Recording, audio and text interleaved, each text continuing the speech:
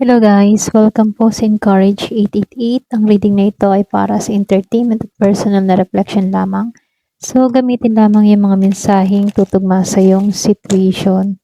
So, ngayon magtatanong tayo, ano ba yung kailangan mong i-release bago dumating itong mga blessings sa buhay mo? Okay? So, gagamit tayo ng Tarot and Oracle. Okay?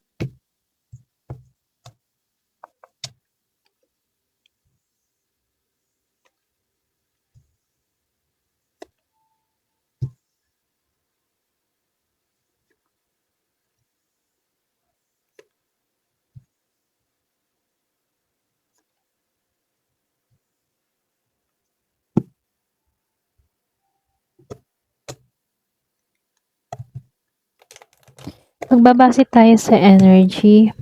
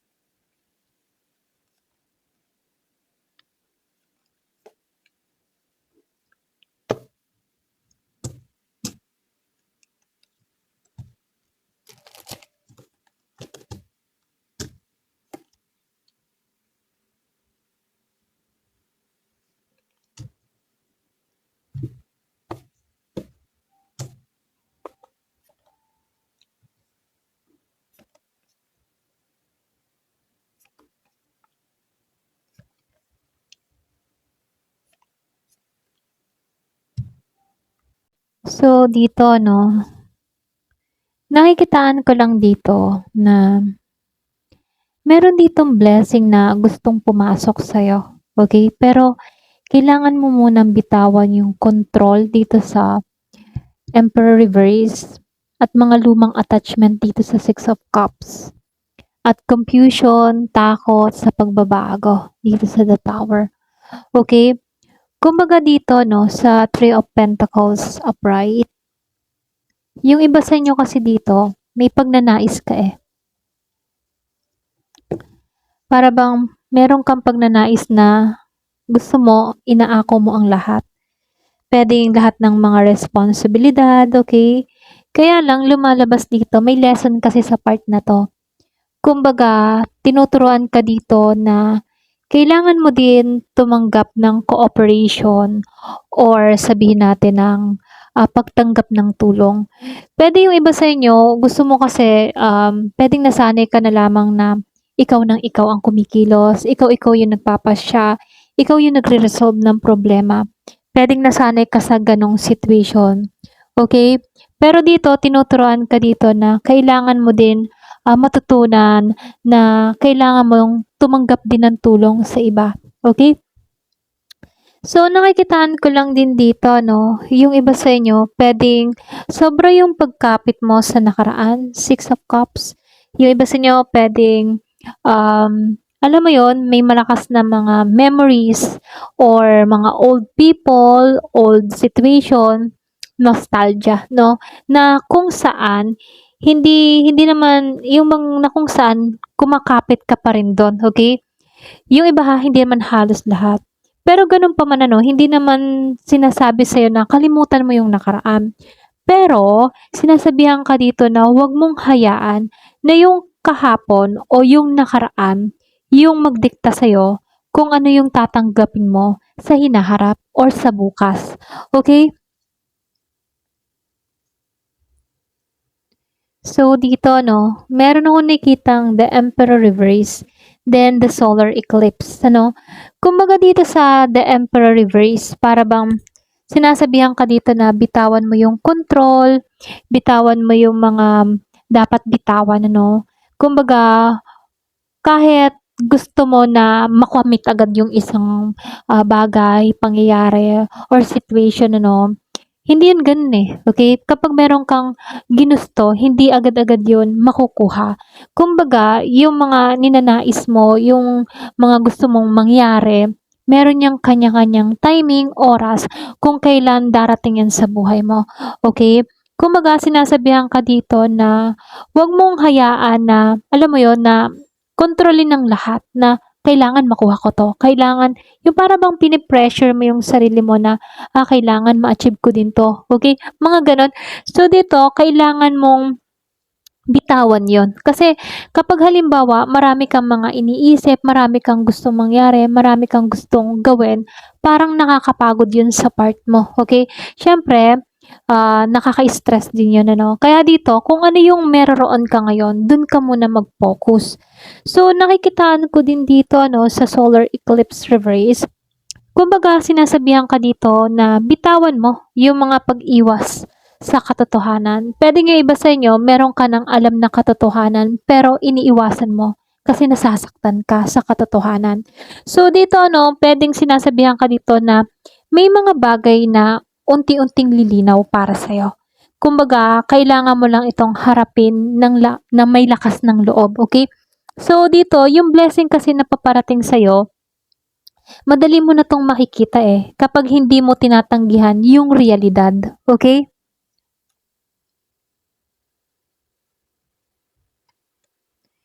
So, dito, no, lumabas itong the tower, tower reverse at itong si Seven of Pentacles dito, no?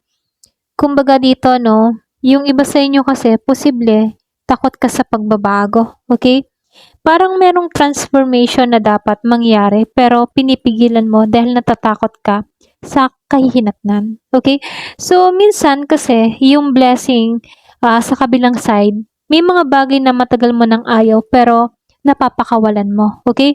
Kumbaga dito, no, meron ditong mga para bang nagkakaroon ng missed opportunity, napapakawalan mo siya. So, dito, no, nakikitaan ko dito, huwag kang matakot, ano, kasi meron dito kang matagal na dapat hawak mo, pero na napapakawalan mo, okay? So, nakikitaan ko dito, no, kumbaga yung iba sa inyo dito, pwedeng yung iba sa inyo ha, meron ditong tipo na pangyayari na parang ayaw pa rin pakawalan. Okay? Pero ganun pa man, lumabas kasi itong si Seven of Pentacles. Yung iba sa inyo kasi medyo impatience ka. Okay? Parang wala kang pasensya dito. Kung halimbawa meron kang tinanim, hindi naman agad-agad yan nabunga, no? Kumbaga, kailangan mo dito ng mahabang pasensya para makita mo yung result na ginagawa mo. Okay? Kumbaga, huwag mong hukayin yung binhi araw-araw para makita mo agad yung resulta, no? Kumbaga, yung tinanim mo kasi hindi naman agad-agad yan nabunga. Kumbaga, kailangan yan ng oras, panahon, para makita mo yung magandang resulta dito. Kumbaga, kung halimbawa, for example, sa trabaho, plano mo, or mga ginagawa mo, hindi agad-agad naman yan makikita yung result. Kumbaga, hayaan mo lang na, yan, magtanim ka, then makikita mo yung pag-angat mo dito. Okay? Ayun. So, ito lang nakikita ko dito. So, dito, ano, sa oracle message naman tayo. Lumabas si Mermaid. Mermaid's Love. Kumbaga, no, sinasabihan ka dito na mas magiging magaan kapag hindi mo pinipilit yung direksyon. Pwede nga iba sa inyo meron kang iniisip na tao or merong bahagi sa'yo na hindi mo makalimutan yung tao, no? Or pwede rin sabihin, sinasabihan ka dito, let things flow. Hayaan mo na kusan dumating tong taong ito sa'yo. Kung meron kang ninanais, inaasam na isang tao. Kasi dito sa Mermaid's Love, no, pwedeng meron kang iniisip. Pero meron akong nakikitang nagpapahiwatig na mensahe dito. Okay? So, nakikitaan ko dito, sinasabihan ka dito, ano, hayaan mo or matuto kang sumabay na lang sa tamang current na nangyayari sa'yo ngayon, okay? Sa tamang flow na nagaganap sa'yo. Sabayan mo lang yung agos na nangyayari sa buhay mo, okay? So, dito, transformation. Meron kang transformation. Pwedeng yung iba sa inyo, sinasabihan ka dito na tanggalin mo na yung lumang version mo.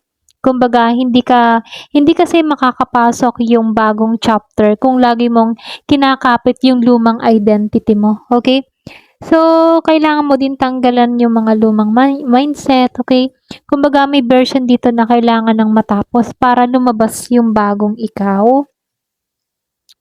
Kumbaga yung iba sa inyo puwedeng may pagbabago na mangyayari sa'yo, na mag-i-evolve ka, may pangyayari na magaganap sa'yo. Patungo ka sa transformation.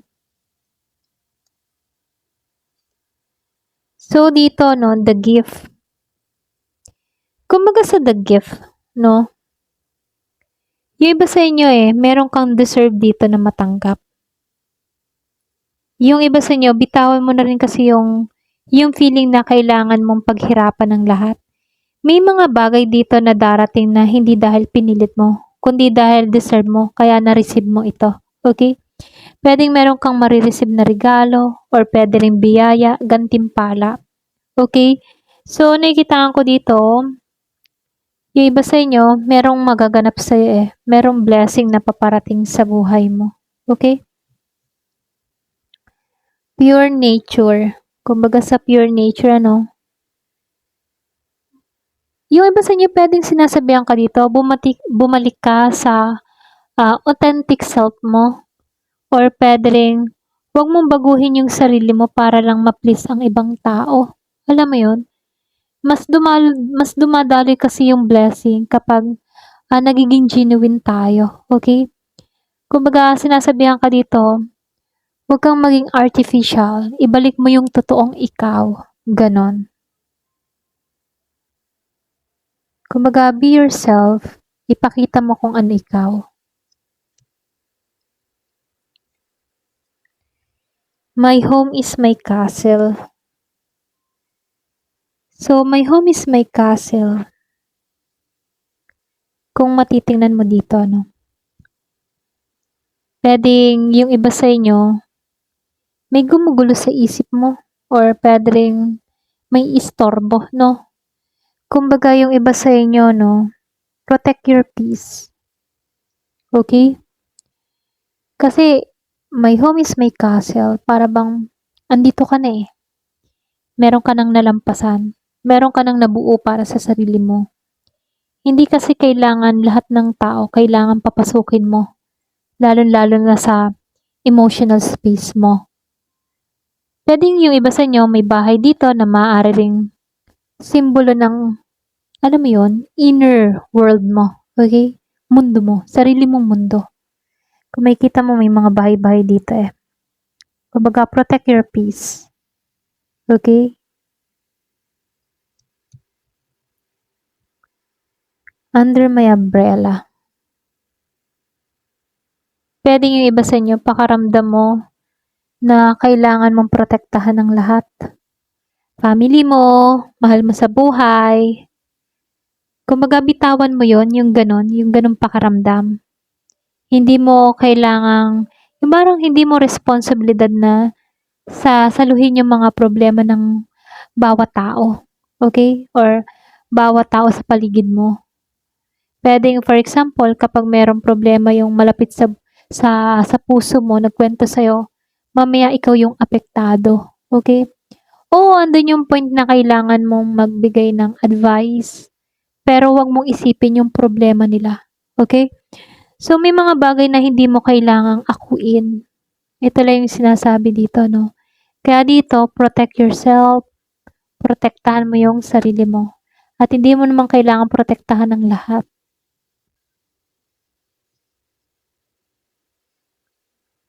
Wisdom. Pwedeng merong lesson dito.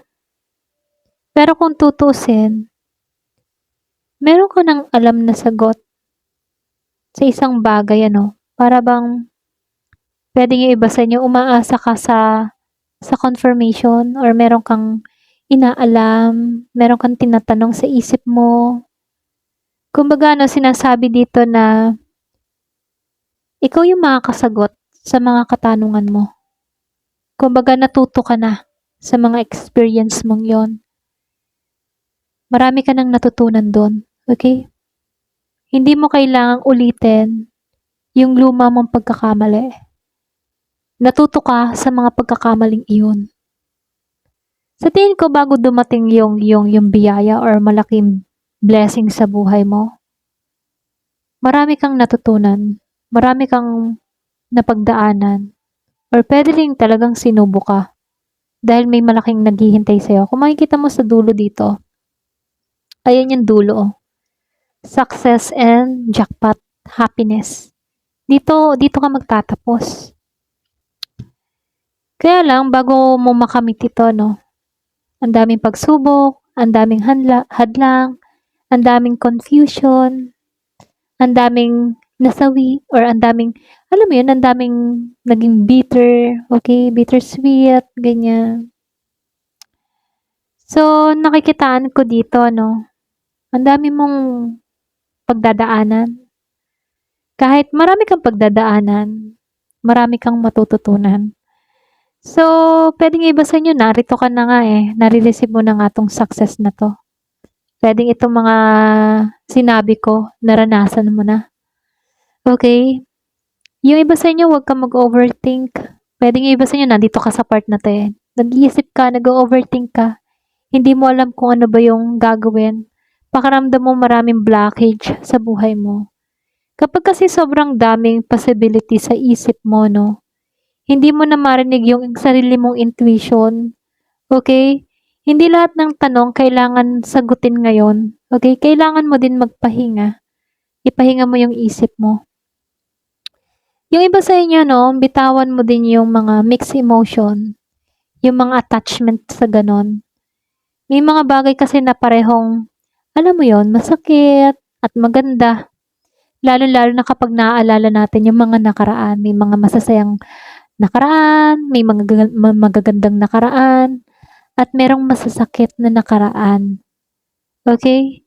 So, kailangan mong tanggapin na may mga bagay na naging mahalaga pero hindi naman ibig sabihin kailangan pa nating manatili sa mga bagay na iyon. Okay? So, dito pumapasok tong perception then service. Kumbaga sa perception yung iba sa inyo pwedeng minumungkahi dito na pwedeng meron kang nasasagap na mga maling interpretasyon. Alam mo yon. May possibility na merong sitwasyon kang tinitingnan based sa takot, based sa past experience, or sa mga assumptions, Pero dito kasi, nakikita na dito yung pagbabago. Pagbabago, ayan. Kumbaga, makikita mo na eh. Kumbaga, makikita mo yung blessing na paparating sa'yo. Yun nga lang, kakaiba lang yung pagdating nito sa'yo. Okay? Kumbaga, yung blessing naman natin, hindi naman pare-pareho, Kanya-kanyang pamamaraan yan kung paano darating sa atin ang biyayang pagkakaloob sa atin, Yung iba, parang blessing in disguise. Yung iba naman, blessing agad. Then yung iba naman, paghihirap muna bago makamit yung blessing. So, nakikitaan ko dito, kahit pa iba-iba yung mga blessing na paparating sa buhay natin, kailangan natin na tanggalan yung takot. Okay? Meron ditong service. Kumbaga, pwedeng iba sa inyo, more on ka, kabaga, yung laging handang na andyan palagi. Okay? Kapag kailangan ng tulong, andyan palagi. Alam mo yon, hindi na absence. Kapag halimbawa may kailangan yung kamag-anak ng tulong, andyan ka para magbigay ng tulong. Andun yung serbisyo, Pero dito kasi, kapag ikaw yung handang tagapagligtas, maganda din naman kasi nakakatulong ka sa iyong kapwa. Pero may mga konting warning din yung pagtulong kasi sinasabihan ka dito, the more na sobrang yung pagtulong mo, may time na nakakalimutan mo na yung sarili mo kasi ubos ka na eh. Alam mo yon? Kumbaga yung cups na hawak-hawak mo, syempre full yon, puno. Then kapag merong mga tulong, nandyan ka palagi, hindi mo namamalaya na ubos na pala yung cups na meron ka. Gets mo? Oo, andun na tayo sa pagtulong dito, Pero, syempre, may time din na kailangan din mo magpahinga at isipin mo din yung sarili mo. Yung iba kasi dito, pwede sobra yung pagtulong mo, na hindi mo namamalayan, ubos ka na pala. Okay? Pwedeng yung iba sa inyo nakaranas ng gano'n, yung tulong na tulong, then naubusan ka. Nung kailangan mo ng tulong, walang handang tumulong. Alam mo yun? Gano'n. Ganong pakaramdam. So, enemy. Meron kang enemy dito. Pwedeng yung iba sa inyo, bitawan mo yung conflict about sa tao na to. Kumbaga, hindi naman ito automatic na talagang nakikipag-kaaway ka or may kaaway ka talaga dito, no? Kumbaga, maaaring ito'y representation ng resentment, comparison, or pwede rin mga jealousy, or yung mga hindi pagtitiwala, no? So, kung meron kang taong iniisip, ano, huwag mong bigyan ng permanenteng space ito sa isip mo, okay? So, may mga bagay na dapat na nating alisan, tapusin. For example, meron kang taong sobrang sama-sama ng loob mo dun sa tao na iyon. Pero mo sa maghapon, so nasira yung araw mo dahil sa pag-iisip lang sa taong iyon. Okay? Kasi binigyan mo siya ng espasyo sa isip mo. Kumbaga dito, tinuturuan ka dito na kung meron kang tao na kinasasama ng loob or kinaiinisan, isang tabi mo siya. Huwag mo siyang bigyan ng pansin. Huwag mong hayaan na sirain ng taong yun ang araw mo. Ganon. So, merong Scorpio dito. Pwedeng yung iba sa inyo, meron ditong Scorpio or kadiling ni Scorpio. Pero kung tutusin, ang Scorpio energy kasi, very deep to. Malalim siya. Kumbaga, may pagbabago. Okay? Ito yung parang death and rebirth. Pwedeng ito yung kahulugan para sa'yo. Parang ngayon, minumungkahi dito na magkaroon ka ng Scorpio energy na kailangan mong tanggalan yung lumang ikaw at baguhin mo yung pananaw mo. Alam mo yon? So dito may kailangan kang tapusin. Kailangan na magkaroon ka ng bagong beginning, bagong simula. Okay? Delay. So may mga konting delay, pero yung iba sa inyo no sa delay, pwedeng meron ditong frustrate, okay? Kumbaga dito no, bitawan mo yung frustration sa timing, okay? Kumbaga may mga delay pero hindi naman to necessary na denial, ano? Kumbaga minsan kasi yung delay, minsan pa nga protection yun eh, okay? Kumbaga pwede rin isa yung preparation para ma-receive mo to. May mga delay, pwedeng nahuhuli ka bago mo ma-receive tong mga biyaya. Merong mga nauuna na nagkakaroon ng blessing, pero meron namang nahuhuli. May nadidelay, pero yung nadidelay, minsan mas malaki pang ang blessing yung parating. Okay? Kumbaga dito na huwag kang ma-pressure sa nakakamit ng iba. Kanya-kanya yan eh. Kanya-kanya yung oras, kanya-kanya yung timing. Kung araw nila yon, araw nila yon. Pero yung iyon, nadidelay, pwedeng merong preparation para sa'yo or pwede rin protection para sa'yo. Okay? So, nakikitaan ko din dito, success and happiness. Ito yung maganda kasi dito ka nagtapos. Alam mo yun? Kumbaga, bitawan mo yung mga takot. Kasi, yung takot kasi, yan yung nakakaantala or delay sa ating gantimpala, no? Ito yung kasi yung interesting na part kasi mas takot ka eh. Yung iba sa inyo, pwedeng takot ka sa pagbabago or pwede rin takot ka din na biglaang may pagbabagong ma-receive ka or biglang meron ditong malaking success na ma-receive ka, no? Kumbaga dito, sinasabihan ka dito na huwag ka matakot sa pagbabago. Huwag ka matakot sa biglaan dito, no? Kumbaga dito, kahit ikaw ay yung bang tipo na kapag kasi dumating tong mga opportunity na to, huwag mong i-self-sabotage yung sarili mo dahil unfamiliar ka sa bagong level. Kumbaga dito, sinasabihan ka dito, kahit nakaranas ka ng mga failure, minsan kasi yung ibang tao, no, kapag halimbawa, naging matagumpay, para bang takot na magkamali, baka kasi mawala to, okay? So, nakikitaan ko dito, itong success na to, para talaga to sa'yo, okay? Kumbaga, huwag kang mag-alinlangan sa sarili mo. Huwag kang magtuon sa failure, no? Kasi kapag na-receive mo na tong tagumpay na to, ipinagkaloob to sa'yo, okay? So, nakikitaan ko dito yung happiness makakamit mo eh.